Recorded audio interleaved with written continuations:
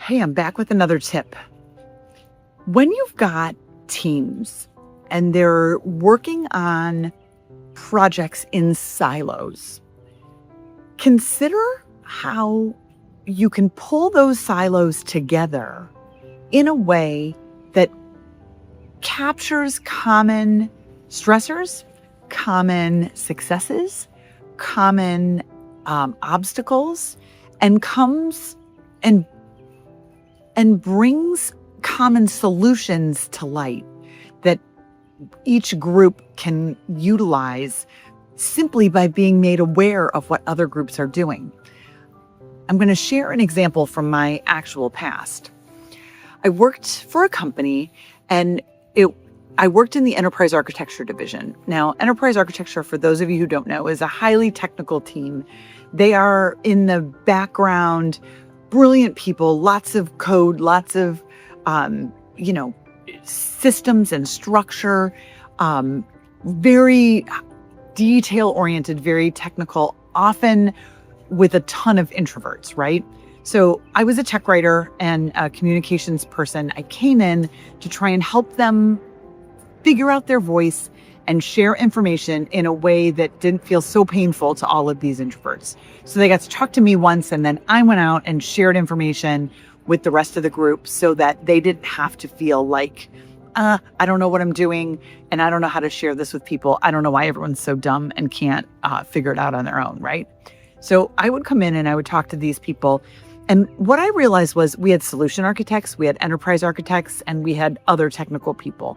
And each of these silos, they were operating together.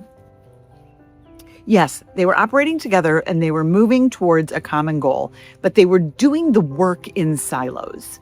And some of them were stumbling upon obstacles that occurred in all three areas, but they didn't know it because they weren't sharing the problems that they were having. They were just working through it and finding solutions on their own. So as I saw this happening more and more frequently, it occurred to me that it would be wise for us to bring everybody together. And we created it was essentially a half-day working session where people presented their ideas and they presented what was happening and those obstacles and how they overcame them to this larger group. So again, it was about finding ways to share solutions and share obstacles that other areas were experiencing and coming up with common solutions to cut the solution time in half or sometimes even further because somebody already found a better way to fix it.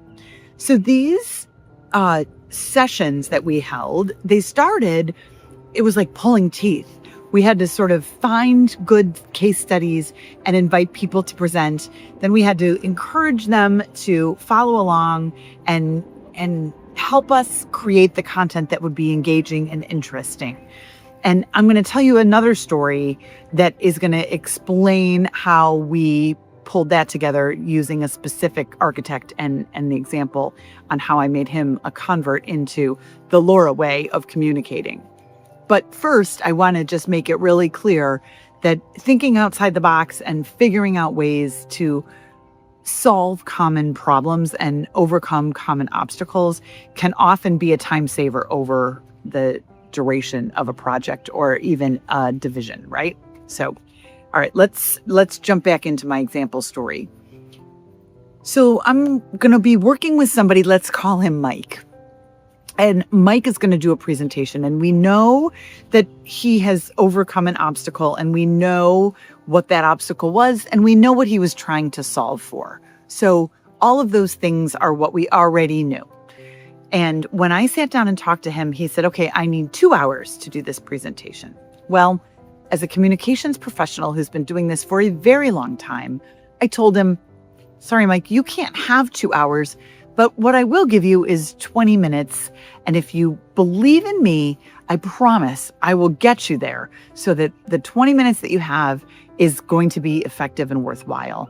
Now, let me tell you, at first, he didn't believe me. He was convinced he needed 2 hours, and he didn't understand at all how this was going to work. So I laid it out for him. I begged him to trust me. And ultimately he did, mostly because he was voluntold to do so. So we worked together. We came up with a way for him to, first I listened to his whole, what would have been a 2-hour pitch.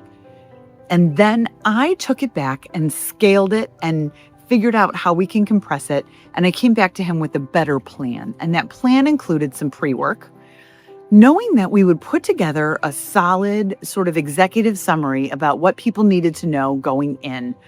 And also knowing that we have 3 kinds of people when they receive pre-work. 1, they're going to read it because they're interested. This is something that matters to them. They're familiar with either Mike or with this project or with the need for this detailed information.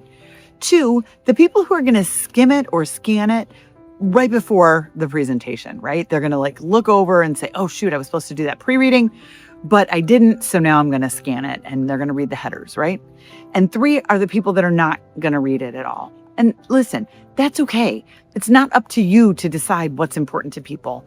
So give them what they need and allow them to determine how they're going to utilize it. So we wrote the pre-work, we got it compiled, it was an attractive package, and we sent it out to people and asked them to read it. It's up to them what they did with it.